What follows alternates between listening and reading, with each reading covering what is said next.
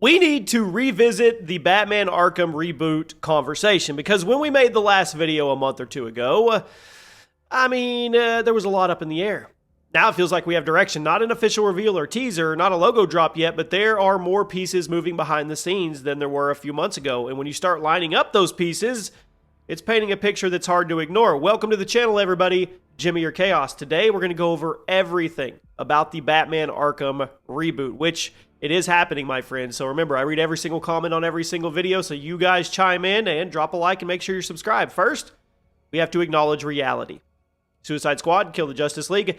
It didn't just stumble, it cratered the franchise. It did. Financially, it underperformed. Player engagement, it fell off a cliff. Seasonal content slowed down dramatically, and Rocksteady, well, they went quiet. Very quiet. And that kind of silence from a studio that wants to find superhero gaming is not random. Studios don't go dark like that unless something internally is shifting in a huge way. So since our last discussion, there has been more job listings that have surfaced from Rocksteady and WB Games Montreal that lean heavily into third-person action narrative-driven experiences and established DC characters. What's noticeably missing from those listings is any emphasis on live service, multiplayer first design, or co-op structures. That's the key takeaway here, my friends. Because if there was any thought of doubling down on the Suicide Squad model, those keywords would still be showing up. Instead, everything is pointing back towards single-player narrative action, which is a win for you and me if they finally got the memo.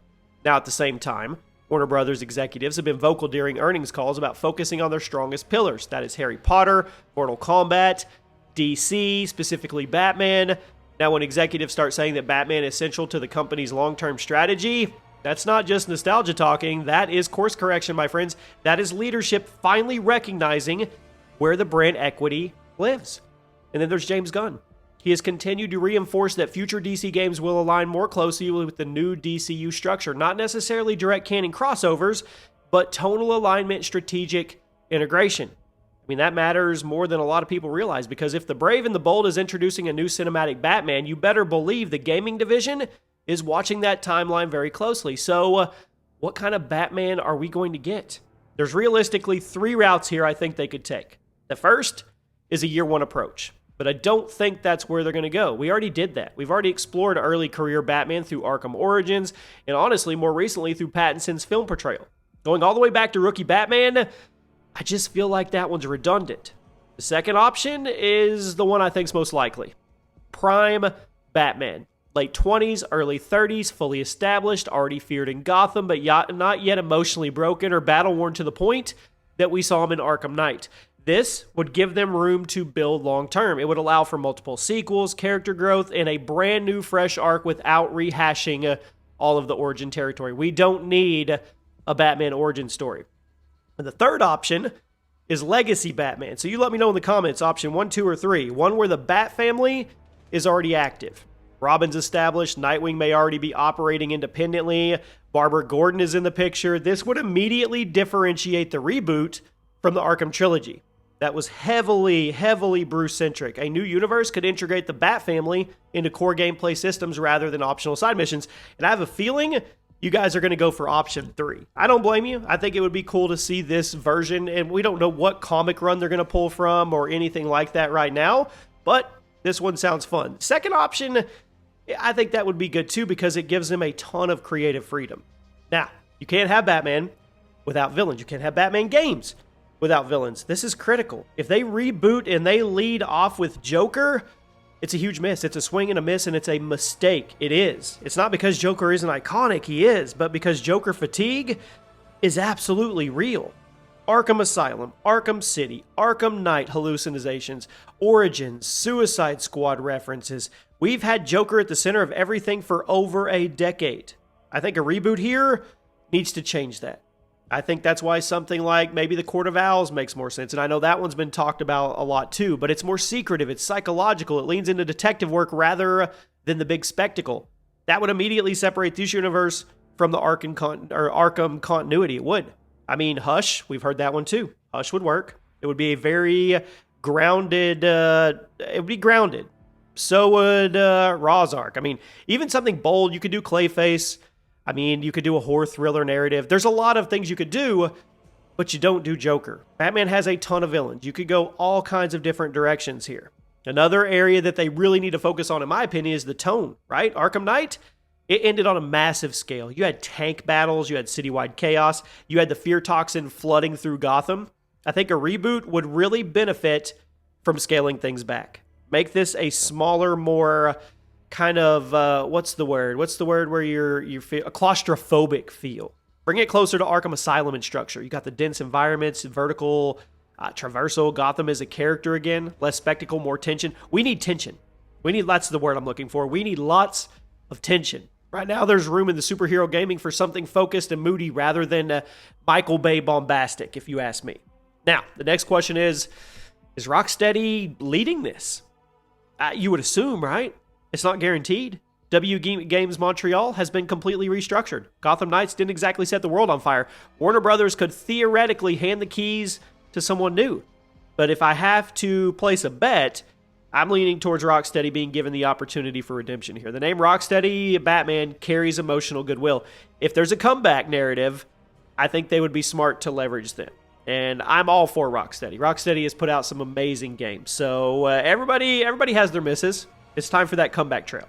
And as for the timeline, well, we need to be realistic with each other. If Suicide Squad support ended in 2024, which it did, and the pivot happened shortly after internally, a new Batman game likely entered full production, let's just say late 2024, early 2025, right? AAA development cycles, they are now 4 to 5 years minimum. That would place an earliest teaser, I would say maybe by the end of this year. And then a gameplay reveal in 2027, potential release 2028. And interestingly, that would line up almost perfectly with the projected window for the Brave and the Bold film. Cross-promotion and synergy are very real factors now here. Look at Fallout.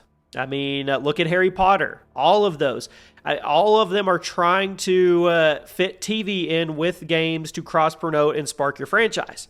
There's also some talk that the Arkham name itself may not return at all. Give me your best guess what this Batman game will be called.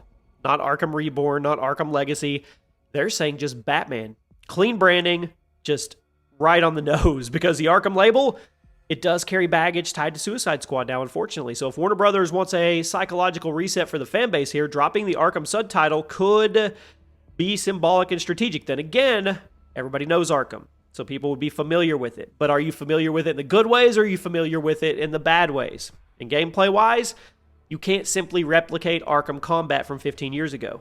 You have to evolve it. I mean, little things. More weight to the strikes. Less counter-spam rhythm. More grounded choreography, if you ask me. Now, detective mode, it needs to feel like real investigative gameplay, not just scanning highlighted objects. That was great for then, but we need to evolve. Traversal, you could return to the glide and grapple flow, but I don't know if we're going to have forced vehicle combat. I don't think we need tank battles.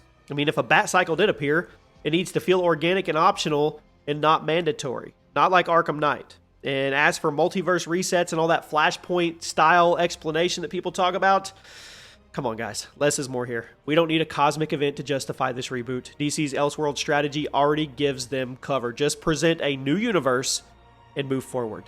You don't have to explain it. Just do it. So yeah, it's that simple. I mean, I could go off on a video or a tangent on that one. So where does it leave us here? I mean, the Arkhamverse as we know it, it's over. A reboot, it's happening. The tone, I'm going to say, will be smaller scale, detective focused, tighter, more visceral, darker, gritty, claustrophobic. And I think we're going to go option 2. I think Batman will be in his prime. Villains could center around Court of Owls, Hush. You can establish separation from the Joker heavy storytelling that we've got so much of. I think we could get a reveal window or a teaser or at least a logo tease by the end of this year. And I'm really thinking 2028 as a target release year. And if they get it right, if they respect what Arkham was and what made it legendary, and then they permanently abandon live service experiments, yeah, rebuild trust, I think Batman could absolutely reclaim the throne in gaming. Because right now, the superhero gaming crown, it is wide open for the taking. So you guys let me know. Do you want a full hard reboot? Do you want them to try salvaging the Arkham tie line? And either way, which villain should lead the charge? I'll keep you guys posted if anything new breaks, and I'll see you soon.